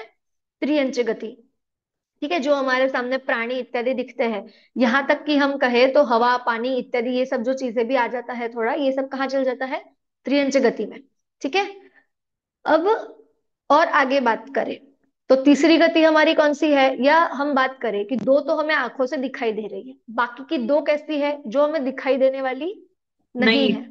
ठीक है, वो कौन कौन सी है? तो देव गति और नरक गति। ठीक है, अब उसमें भी देखा जाए तो एक सुख रूप है और एक दुख रूप है। यदि हम थोड़ा जो अभी हम समझते हैं उस भाषा में बोले तो स्वर्ग कैसा लगता है हमें? सुख रूप लगता है। और नरक कैसा लगता है? दुख रूप लगता है। पर अभी हम इस पाठ में यही देखेंगे कि जो चारों गतियां है ना वो कैसी है? दुख रूप ही है। अब आगे की जो है नरक गति है, नरक गति का वर्णन यहाँ पे कैसा किया है देखिए आप। नरक गति का वर्णन अभी आगे हम जब कोर्स में छेड़ा राजी ग्रंथ भी पढ़ेंगे ना, तो वहां पे नरक गति का बहुत ही अच्छा सरल तरीके से वर्णन किया गया है, नरक गति का, देव गति का इत्यादि। तो यहाँ पे इस पाठ में हम इतना जानेंगे कि नरक गति कैसी होती है। नारकी जीव, सोचिए, जब कोई झगड़ा करते हुए दिखे हमें बिल्कुल, तो हम क्या कहते हैं? एक तो कहते हैं कि कितना कुत्ते बिल्लियों जैसा झगड़ रहे हो, है ना? सीधा त्रियंच गति के जीवों जैसा। या फिर हम क्या कहते हैं कि नारकियों जैसा झगड़ रहे हो, है ना? तो ये जो मार धाड़ वाली चीजें होती है, ये सब चीजें कहाँ होती है? नरक गति में। कि जहां हमेशा एनी टाइम क्या चलता है? मार काट ही मची रहती है, कि तुम मुझे मारो, मैं तुम्हें मारूं, इसको काट, उसको काट, यही सब चीजें जहां चलती होती है वो होती है नरक गति। एक हम सरल भाषा में देखें तो सिंपल। अब और कैसी होती है कि वहां कैसा होता है पता है? बहुत गर्मी होती है, जितनी गर्मी हमें लगती है ना आज, इतनी नहीं। जो लोहे का गोला हो वो भी पिघल जाए, इतनी गर्मी वहां नरक में होती है। और नरक कितने कहे गए हैं? तो 7 नरक कहे गए हैं। ठीक है, 7 नरक कहे गए हैं। हर नरक जैसे जैसे नंबर बढ़ता जाता है, जैसे 2, 3, 4, 5, 6, 7, 7वें नरक की तो वेदना ही मत पूछो, है ना? कहीं हम बता भी नहीं सकते उतनी वेदना। तो हर इसमें लेवल बढ़ता जाएगा। पर कैसी नरक में कैसी गर्मी होती है? लोहे को भी जो पिघला दे। हम तो सिर्फ बर्फ को पिघला दे उतनी ही गर्मी में रह रहे हैं। ठीक है, पर वहां कैसी गर्मी है कि जो लोहे को भी पिघला दे, इतनी गर्मी है। और कैसी, जो यहाँ पे नदियां बहती है, वहां कैसी नदियां बहती है? खून की नदियां बहती है। ठीक है, और क्या होता है? गर्मी तो होती ही है, अभी ठंडी का सीजन चल रहा है, तो हम तो थोड़े से तापमान थोड़ा सा गिरा तो क्या स्वेटर, रजाई, कंबल सब निकल जाते हैं। पर वहां ऐसा कुछ नहीं है। वहां ठंडी भी जैसी लोहे को गिराने वाली, लोहे को पिघलाने वाली है, वैसे ही वहां ठंडी भी बहुत ज्यादा है। ठीक है, तो ऐसा जहां पे हो कि ठंडी इतनी है, गर्मी इतनी है, हमेशा मारकाट मची हुई है, तो वो गति कौन सी होगी? नरक गति। समझ में आया? समझ में आया? चंदन जी, वैशाली जी, देखिए, अभी मैं आपको जो बता रही हूँ उसके बाद आपका भी एक काम है कि आप जो आपको पीडीएफ ग्रुप में भेजी हुई है आप वो एक बार पढ़िए। ठीक है? आप वो पढ़ेंगे। अभी मैं तो आपको किसी पर्टिकुलर जो शब्द है उनसे नहीं, आपको समझ में आए ऐसे भाषा में अभी आपको मैं बता रही हूँ। पर आप जब पाठ को भी पढ़ेंगे तब आपको और चीजें अच्छे से समझ में आएगी। और आपको यदि फिर जब कुछ शब्दों को लेकर या कुछ चीजों को लेकर डाउट हो तो आप अगली कक्षा में उसे पूछिए। है ना? हम यहाँ पर क्योंकि अभी बुक की पीडीएफ खोल के तो नहीं बैठे, हम बुक से तो नहीं पढ़ रहे हैं। उस पाठ में क्या आया है मैं आपको मुख्य मुख्य चीजें वो चीजें बता रही हूँ। तो आपका कर्तव्य है कि आप क्लास होने के बाद तुरंत ही 2 मिनट में आप पाठ को एक बार देख लीजिए कि आज हमने ये चीजें पढ़ी है। तो आप एक बार जो पीडीएफ है उससे आप वो चीजें पढ़ लीजिए ताकि आपको वो चीजें और अच्छे से याद रहे। ठीक है? चलिए, तो अभी हमारी क्या बात हुई? नरक गति की। सभी को समझ में आया? थोड़ा दुख लगा नरक गति में? मतलब यहाँ सोचिए, हम थोड़े से मार काट से ही इतना परेशान हो जाता है, तो जब वहां पूरा टाइम मार काट चलती है तो सोचिए कैसा दृश्य होगा। कहीं कहीं मंदिरों में नरक गति के वीडियोस, क्लिप्स इत्यादि दिखाए जाते हैं। है ना? कि नरक गति का वर्णन कैसा है, नरक गति का दृश्य कैसा है। आपको यूट्यूब वगैरह पर भी बहुत मिल जाएंगे, आप सर्च करेंगे यदि तो आप देखिए कि कैसा होता है। तो एक लगता है, अब कोई ऐसा बोले तो किसी को प्रश्न हो कि फिर नरक गति से तो मनुष्य गति अच्छी है, बताइए। या त्रियंच गति के जो हम दुख हमारे सामने देखते हैं कि खाने के लिए दर दर भटकना पड़ रहा है, हमें तो क्या है, बना लो, जब भूख लगी तब हाथ है, बना लो खा लो, जितना खाना है उतना खा लो। परंतु त्रियंच गति में वही दुख हमें कितना दिखता है। अभी अभी हम और बात करें तो हम क्या करते हैं? खाना ऐसे ही छोड़ देते हैं। बताइए, छोड़ना चाहिए या नहीं छोड़ना चाहिए? अब त्रियंच गति में कितने जीव है जिनको खाना मिल नहीं रहा है और हम क्या करते हैं? खाना ऐसे ही फेंक देते हैं, छोड़ देते हैं। इसीलिए कहते हैं कि अपने थाली में उतना ही लीजिए जितना हम खाए। है ना? झूठा ना छोड़े, इसीलिए कहा जाता है। अब त्रियंच गति के और भी यदि हम दुख देखें तो त्रियंच गति में और कैसा होता है? बंधन का कितना दुख है। आप तो अभी पूरे अपने आप स्वतंत्र हो, मुक्त हो, आपको जहां जाना है जब जाना है आप जा सकते हो। पर सोचिए, गाय इत्यादि होते हैं, जो होते हैं जिन्हें बांध कर रखा जाता है, उनका दुख सोचिए। जितनी रस्सी लंबी होगी उतने ही दूर चल पाएंगे, उसके बाद क्या करते हैं? उसे खींचते हैं कि हम इससे आजाद हो जाए। उनका दुख हमें दिखता है, आंखों से हम देख सकते हैं वो दुख।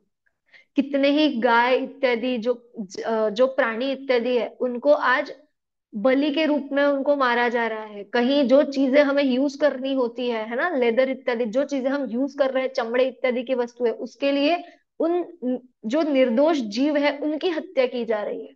किसके लिए? तो हम मनुष्यों के लिए, ताकि हम उसका उपभोग कर सके, हम उसका यूज कर सके। हमारे कारण उन जीवों की हत्या हो रही है। जो मेकअप आदि का जो चीजें होती है, हम क्यों लिपस्टिक इत्यादि जो मेकअप की जो प्रोडक्ट्स आते हैं उनका क्यों त्याग करवाते हैं? क्यों? क्योंकि उस कारण से उन जीवों की हत्या हो रही है ना? तो क्या यदि हम वो चीजें बंद कर दे या वो कर बंद करे या कम करे तो उन जीवों की हत्या कम होगी या नहीं होगी? बताइए। ये सब दुख कैसे है? आप ये तो हमें दिखते दिखते, अब जो पशु पक्षी इत्यादि है उनका सोचिए।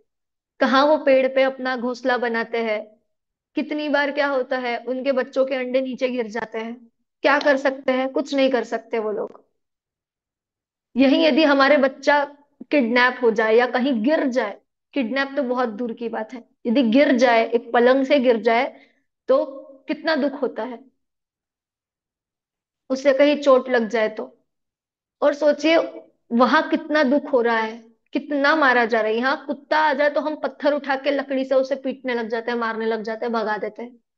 सोचिए उस कुत्ते के जगह जैसा वो जीव है वैसा ही तो मैं भी जीव हूं, मेरे जैसा ही तो वो भी जीव है। यदि आप आए और पत्थर मार के कोई आपको भगाए, सोचिए, आप तो बोल सकते हो परंतु वो तो बोल भी नहीं सकता। तो उस गति का दुख सोचिए, कितने दुख है उस गति में। यहाँ पे हम सब ये चर्चा क्यों कर रहे हैं, उन दुखों का वर्णन क्यों कर रहे हैं, हर गति का क्यों देख रहे हैं? क्योंकि जब आखिरी में हमें ये प्रश्न आएगा ना कि कौन सी गति अच्छी है, या क्यों हम कहते हैं कि इन चारों गतियों में हमें नहीं जाना है, हम त्रियंच गति का दुख तो देख पाते हैं। परंतु चलिए अब आप बताइए मनुष्य गति में क्या दुख है। मनुष्य गति तो हम अभी भी देख रहे हैं ना कि त्रियंचों से तो अच्छी है, नारकियों से तो अच्छी है। तो मनुष्य गति के क्या दुख है? अभी हमने दो गतियों के दुख भरमार देखे, जितने कहे उतने कम है त्रियंच गति के और नरक गति के दुख। अब इनके अकॉर्डिंग मनुष्य गति तो हमें अच्छी लगनी चाहिए, लग रही होगी। तो फिर ऐसा क्यों कह रहे हैं? कह देते ना कि देखिए स्वर्ग गति भी सब अच्छी मानते हैं, स्वर्ग में भी क्या है, कुछ नहीं है वहां, तो कुछ भी नहीं करना, ना खाने की टेंशन है ना कुछ, अमृत झर जाता है। अभी आगे हम देखेंगे जब देवगति में, वहां तो और भी चिंता नहीं है। पर जो अभी दो गतियां देखी उनसे मनुष्य गति अच्छी है तो क्यों है, और नहीं है तो क्यों नहीं है, बताइए। या उन दोनों जैसी ही पीड़ादायक मनुष्य गति है? आप लोगों में से आपका क्या मत है, बताइए। मनुष्य गति अच्छी तो इसीलिए है क्योंकि यहीं से हम भगवान बन सकते हैं, कर्मों को हम्म। सुधार कर, अच्छे कर्म करके। पर बुरी इसीलिए है क्योंकि यहीं से हम नरक गति का या तिर्यंच गति का दोष भी बांध के वहां पहुंच सकते हैं। चलिए, और कोई? वैशाली जी, नैना जी, बोलिए, क्या लगता है अच्छी आपको, आपके मन? अच्छी इसलिए कि हमारे पास पांच इंद्रिय हैं। जैसे जो दुख त्रियंच गति में है वो सब हमारे पास नहीं है, हम बोल सकते हैं, हम एक्सप्रेस कर सकते हैं। त्रियंच गति में फैमिली जैसी कोई चीज नहीं होती, मनुष्य गति में ये सब होता है। तो मनुष्य गति अच्छी इसलिए है। बुरी इसलिए है कि मतलब ड्रॉबैक्स भी है कि कषाय, मिथ्यात्व, ये सब भी मनुष्य गति में ही होता है। देखिए, बहुत बढ़िया, एक और चीज हम इसमें ऐड ऑन करते हैं इनके इसमें, कि मनुष्य गति ही ऐसी है जहां हम जिनवानी को पढ़ सकते हैं। ठीक है। देखिए नरक गति में कोई आपको कोई सुनाने नहीं आ रहा है यहाँ पे, है ना, अभी आप वहां पे तो पूरी मारकाट मची हुई है। त्रियंच गति में यदि, सोचिए यदि मंदिर में कुछ चल रहा हो और वहां कुत्ता या गाय अगर मंदिर में घुस रही हो तो हम क्या करते हैं, उसे भगा देते हैं। सोचिए यदि उसका भी पुण्य का उदय होगा, इसीलिए वो वहां पर सुनने के लिए, कुछ दो शब्द सुनने के लिए आया होगा, परंतु हम क्या करते हैं, भगा देते हैं। करते हैं या नहीं करते हैं? सोचिए। और हमारा मनुष्य भाव इतना है कि कम से कम हम किताबें जिनवानी खोलकर पढ़ तो पा रहे हैं, पर हम क्या करते हैं, उसे व्यर्थ समझकर, टाइम पास समझकर हम वहां जाते नहीं है, और हमारा जो लौकिक जो कार्य है ना ऑफिस का और ये सब चीजों को इम्पोर्टेंस देते हैं, जबकि उन कार्यों में उसका फीडबैक आपको कुछ भी नहीं मिलेगा। बट आप जिनवानी के शास्त्र सभाओं में जाओगे, मंदिर जाओगे, उसका आपको फल मिलेगा ही मिलेगा, है ना, वो गारंटेड है कि कुछ ना कुछ तो पुण्य बंधेगा। अगर आप अच्छे सच्चे मन से उस चीज को पढ़ोगे करोगे, दो लाइन क्यों ना पढ़ो, रोज एक बार पूरे श्रद्धा से नमोकार मंत्र ही क्यों ना पढ़ो। सोचिए कितनी कथाएं आती है हमारे प्रथमान योग में, कि मरते समय किसी ने किसी को कान में नमोकार मंत्र सुना दिया तो उसकी गति अच्छी हो गई, सीधा त्रियंच से देव गति में पहुंच गया। कोई अपने श्रद्धा से मुंह में कुछ फूल लेकर समो शरण में जा रहा था और हाथी के पैर के नीचे किसी राजा के कुचला गया, उसे उस समो शरण में जाने का मौका मिल गया। तो क्या है, एक तो मेन चीज है हमारे भाव। हमारे भाव कैसे होने चाहिए, हमेशा पवित्र होने चाहिए, अच्छे होने चाहिए, किसी के प्रति बुरे नहीं होने चाहिए, है ना। ये हम मनुष्य गति को एक अच्छा तरीका हम बोल सकते हैं कि हमें, जैसे कनिष्का जी ने सबसे पहले बताया ना, कि मोक्ष मार्ग यहाँ से हमारे लिए खुल सकता है। क्योंकि क्या है, स्वर्ग गति से भी हम मोक्ष नहीं डायरेक्ट जा सकते, वहां से भी मनुष्य जन्म लेकर और फिर यहाँ से मुनिपना अंगीकार करके फिर हमें केवल ज्ञान की प्राप्ति होगी। ठीक है, स्टेप बाय स्टेप होता है। अब मनुष्य गति में भी पुरुष जन्म और स्त्री जन्म हो जाता है, तो स्त्री जन्म से तो मुक्ति नहीं है। इतने पुण्य करो कि अगले जन्म में फिर पुरुष का भव मिले, और फिर पुरुष भव में होने के बाद भी इतनी साधना और इतनी पवित्रता हो कि हमारा मुनि धर्म अंगीकार करने के भाव बने। देखिए, ऐसा कहा जाता है, भले ही कुछ हो ना हो हमसे आगे पता नहीं, परंतु हम भावना हमेशा ऐसी भाई कि हम मुनि मतलब मुनिपना अंगीकार कर सके, आरिकापना अंगीकार सके। भावना हमेशा हमारी अच्छी होनी चाहिए। जैसे हम बोलते हैं ना कि सोचो तो हमेशा अच्छा सोचो, बोलते हैं नहीं बोलते हैं, तो वैसी ही चीज है। यदि हम भगवान बनने की सोचेंगे तो बताइए उससे अच्छा और क्या होगा। क्योंकि अन्य उसमें तो क्या हो जाता है कि तुम भक्त ही बने रहो, भगवान एक ही होता है। परंतु जैन धर्म मात्र ऐसा है कि भक्त नहीं भगवान बनेंगे। अभी हम देखेंगे, जब हमने देव स्तुति का पाठ देखा ना, उसके पहले आप एक पेज पे देखिए, आपको एक सम्यक दर्शन प्राप्त करेंगे करके एक पोयम वहां पे एक दिया हुआ है। उसकी लास्ट की दो पंक्तियां है कि भक्त नहीं भगवान बनेंगे। कि हमें क्या केवल भक्त बनकर नहीं रहना है, हमें भगवान बनना है। और वो विधि हमें सामने भगवान ने ही हमारे बताई है, जो पंच परमेष्टि हुए हैं उन्होंने हमें मार्ग बताकर गए हैं। केवल हमें उस मार्ग पर चलना है। ठीक है, समझ में आया? तो क्या है कि अभी आज हमने तीन गतियां देखी। ठीक है, मनुष्य गति, त्रियंच गति और नरक गति। ठीक है, अब अगली कक्षा में हम देखेंगे देव गति, और फिर इन गतियों में आने का रीजन क्या है। कि हमने ये तो देख लिया, परिभाषा तो जान ली कि कहीं से जीव मरकर आया, पर इधर ही क्यों आया, वो भी तो एक पॉइंट है। कि वो मनुष्य गति में ही क्यों आया, देव गति में ही क्यों गया, स्वर्ग में ही क्यों गया, त्रियंच में ही क्यों गया, तो उसके पीछे भी कुछ रीजन होगा। तो वो रीजन हम अगली कक्षा में देखेंगे कि आखिर जीव को वो ही गति क्यों प्राप्त होती है। ठीक है, और आपको आपका होमवर्क याद रखना है कि आपको 7 दिन तक कषायों पर अपने कंट्रोल रखना है, क्रोध नहीं करना है। और यदि क्रोध आए तो एक पंक्ति गुनगुनानी है, क्रोधादि मेरे कुछ नहीं, मैं एक ज्ञायक भाव हूँ। ठीक है, सभी को याद हो गई ये लाइन? याद हो गई? Okay, done. तो सब क्या करेंगे, 7 दिन तक बिल्कुल गुस्सा नहीं करेंगे, और जब गुस्सा आए तब बस ये एक लाइन गुनगुनानी है, तो हमारा गुस्सा अपने आप शांत हो जाएगा। ये पहला होमवर्क। और दूसरा होमवर्क आप लोगों के लिए है कि जो अभी हमारा आगे जो पाठ आएंगे, भगवान महावीर वाला पाठ, आप उसे पढ़कर आइए एक बार। ठीक है, क्योंकि वो भी एक स्टोरी है। आप उसे पढ़कर आइए, फिर हम उसे यहाँ पर अच्छे से समझेंगे। ठीक है, चलिए, आज के लिए इतना ही। एक साथ बोलिए, जय जिनेन्द्र, जय जिनेन्द्र। जय जिनेन्द्र। जय जिनेन्द्र। जय